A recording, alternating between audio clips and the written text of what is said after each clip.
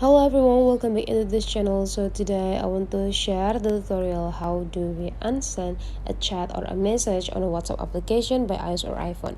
So first thing we have to do is open the WhatsApp application, and now we just need to decide which message that we want to unsend.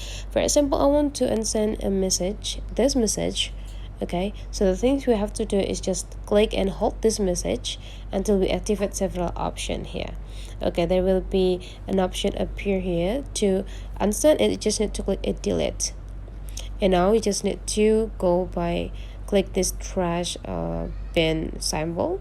And now there will be two options. Either you want to delete for everyone, means that you will unsend this message from someone else's, but there will also be an option to delete for me, means that you only delete this message from your chat room, but the message will not be unsent from the person that you send it to. So since we want to unsend it, you just need to go click delete for everyone, and this message will be deleted, so it will be not appear into the chat room of your friends that you send this message to.